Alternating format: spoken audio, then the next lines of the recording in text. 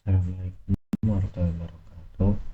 Jadi pada video kali ini kita akan membahas transport layer.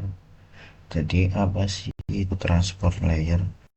Lapisan transport atau yang disebut transport layer adalah lapisan keempat dalam model referensi jaringan opsi dan model TCP/IP yang bertanggung jawab untuk menyediakan layanan yang dapat diandalkan untuk pengiriman data dari satu aplikasi ke aplikasi lain.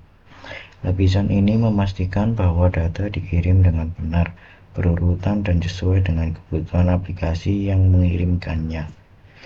Fungsi transport layer yang pertama adalah pengaturan komunikasi.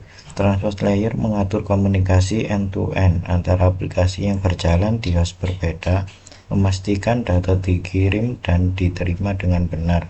Pembagian data. Transport layer membagi data yang diterima dari lapisan di atasnya atau yang disebut dengan session layer menjadi segmen-segmen yang lebih kecil untuk dikirim melalui jaringan. Yang ketiga adalah pengiriman dan penerimaan. Transport layer memastikan data dikirim dan diterima dengan urutan yang benar serta menangani kesalahan pengiriman. Yang keempat, multiplexing dan demultiplexing. Transport layer memungkinkan beberapa aplikasi berkomunikasi secara bersamaan melalui satu koneksi jaringan. Yang kelima, ada kontrol aliran. Transport layer mengatur laju pengiriman data untuk mencegah perangkat menerima dari kelebihan beban. Penanganan kesalahan. Transport layer memiliki mekanisme untuk mendeteksi dan menangani kesalahan pengiriman data seperti kehilangan paket. Selanjutnya kita akan membahas beberapa protokol yang digunakan dalam transport layer. Yang pertama ada Transmission Control Protocol atau TCP. Fungsi dari TCP adalah untuk menyediakan pengiriman data yang andal, berorientasi koneksi, dan teratur. Cara kerjanya adalah TCP menggunakan proses three-way handshake untuk membangun koneksi, memastikan urutan pengiriman paket, dan melakukan pemeriksaan kesalahan serta transmisi ulang jika diperlukan.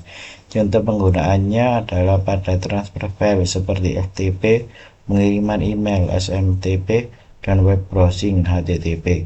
Yang kedua ada User Datagram Protocol atau UDP.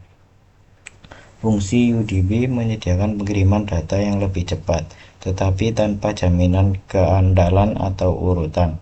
Cara kerja dari UDP menggunakan metode connectionless sehingga tidak membutuhkan proses handshake untuk membangun koneksi.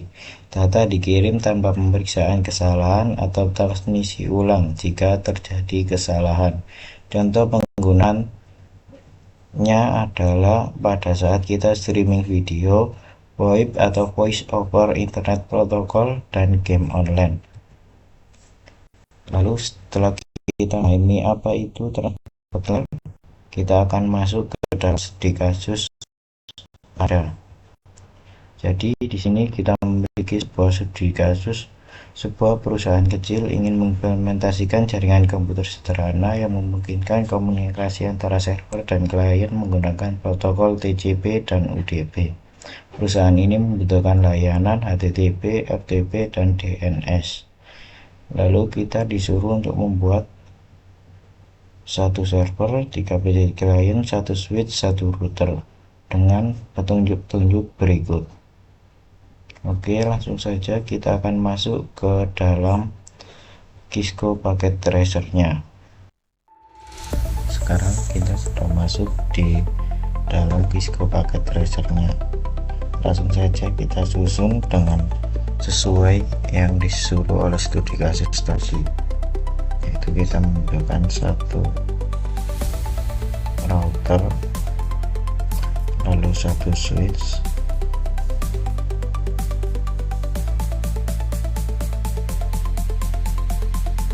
lalu 3 PC.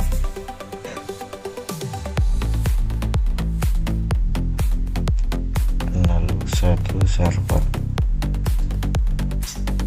Lalu kita sambungkan semuanya dengan menggunakan kabel.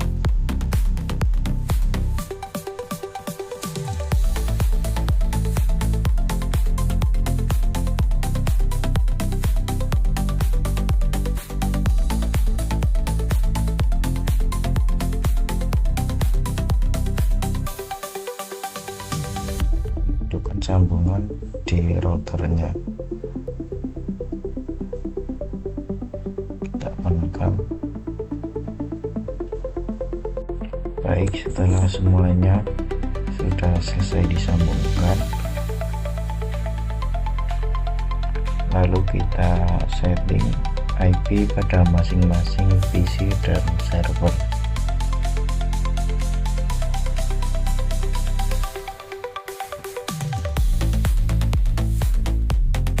Pada PC kita menggunakan IP 192.168.42.2.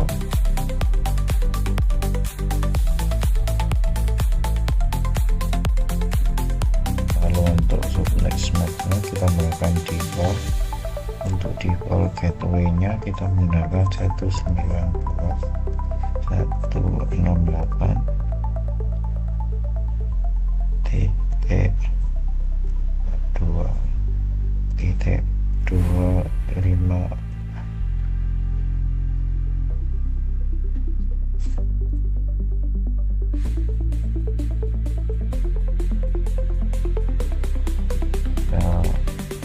Setting pada PC lainnya.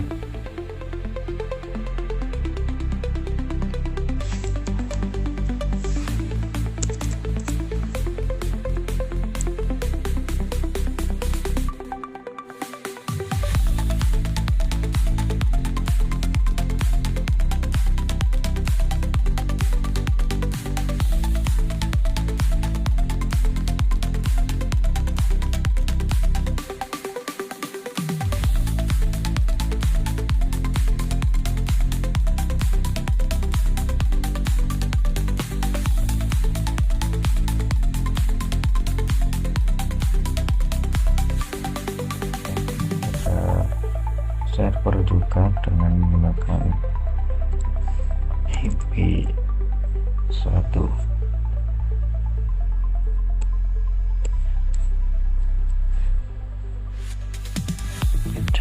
Kita sudah menyeting IP pada masing-masing perangkat ini, lalu kita akan konfigurasi pada servernya.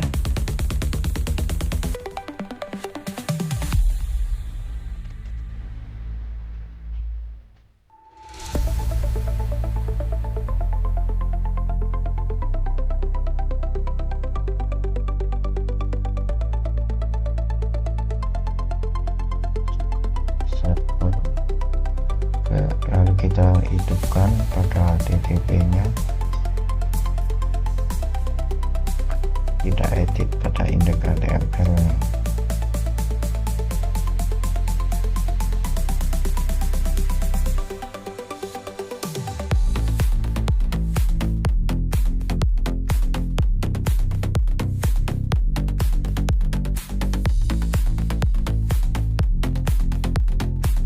Ini adalah tampilan dari web yang akan bisa dibuka dari PC nantinya.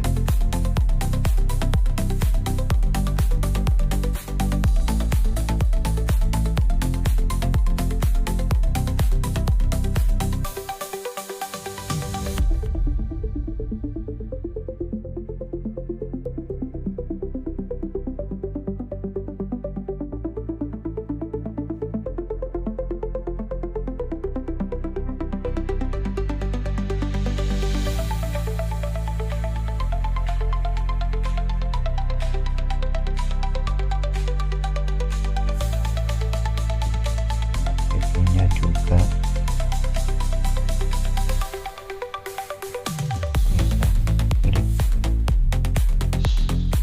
setelahnya dengan tes, lalu passwordnya juga tes, lalu izinkan semuanya, lalu kita add. Nah, kita setting juga pada DNS nya.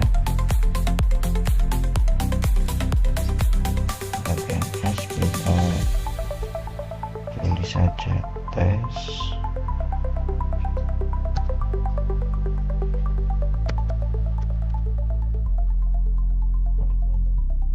DNS-nya kita menggunakan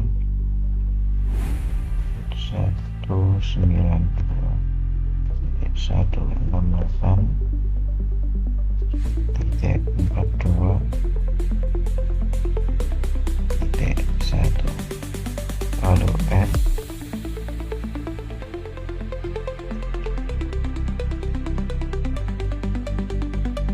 Jika sudah, kita akan menyeting DNS di PC-nya agar bisa mengakses HTTP, DNS, dan FTP tadi.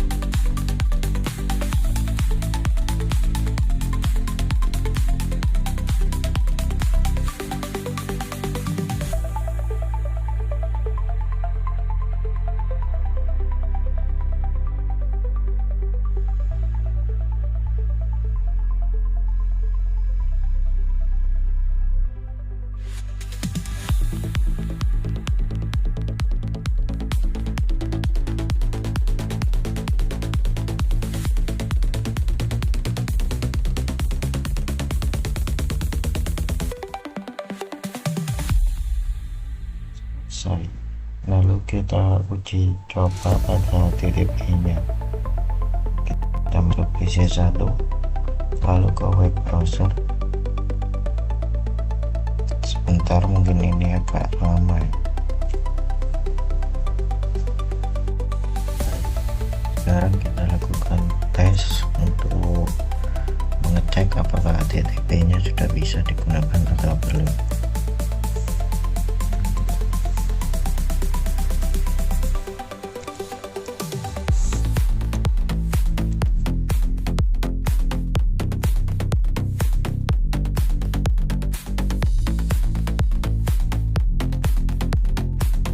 HTTP-nya sudah berhasil digunakan dengan lancar. Lalu selanjutnya kita akan mengecek untuk FTP-nya.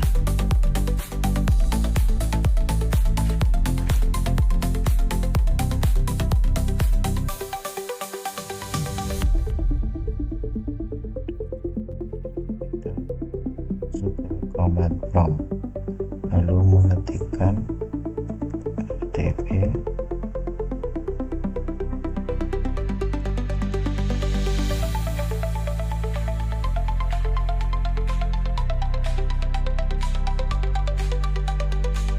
pastikan username kita, lalu password kita.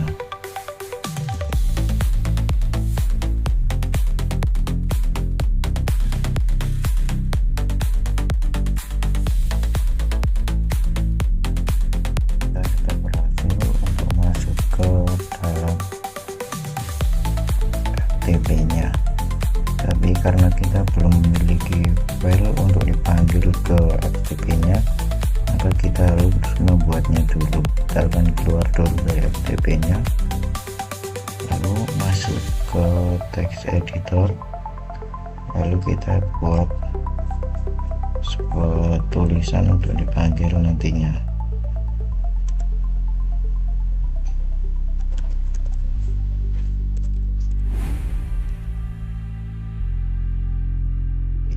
Save.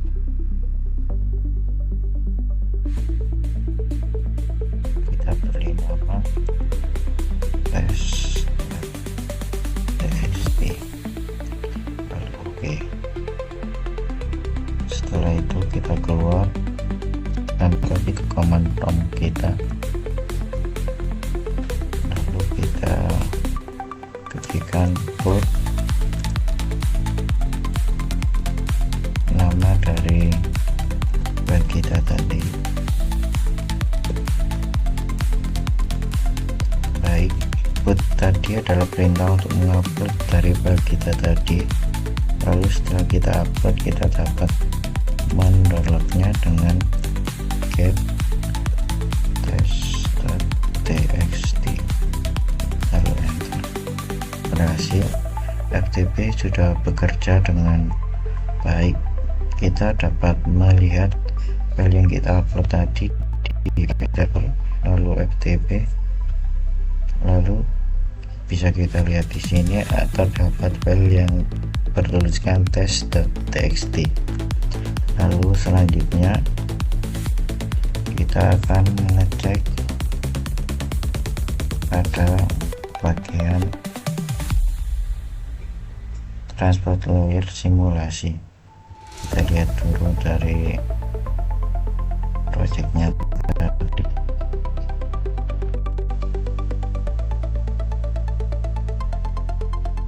Jadi di sini kita disuruh untuk melakukan pengerjaan komunikasi antara client dan server menggunakan protokol TCP dan UDP. Jadi caranya adalah kita ke sini dulu. Jadi caranya adalah kita klik simulation,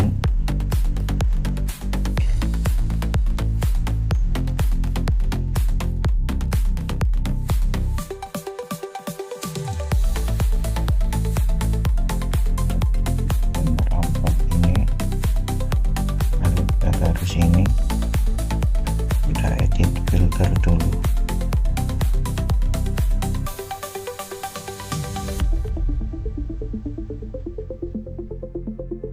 Kita matikan untuk semuanya ini, kita sisakan TCP.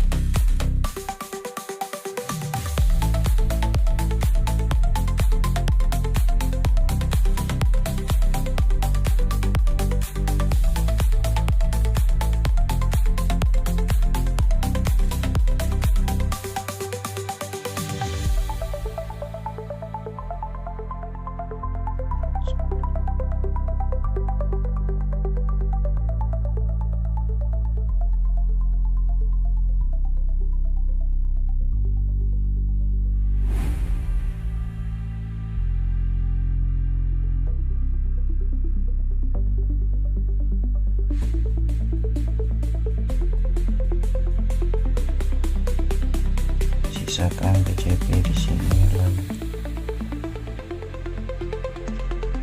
lalu kita bisa melakukan menjalankan tesnya. Setelah menyeting filter tadi, kita mencoba untuk menjalankan TCP-nya. Lalu kita lihat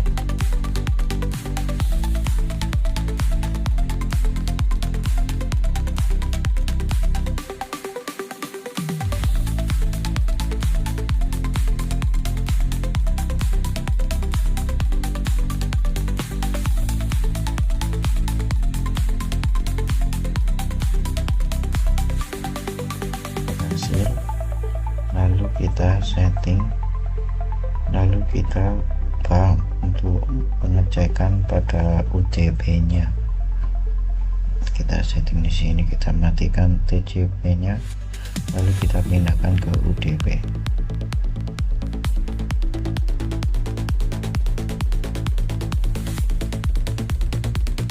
Kita play.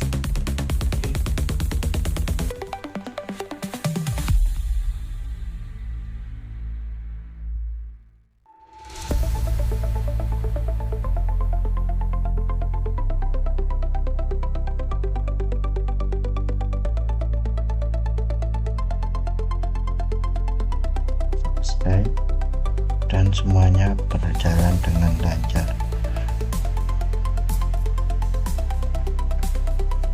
Mungkin sekian video saya pada hari ini. Jika ada salah kata, mohon maaf. Wassalamualaikum warahmatullahi wabarakatuh.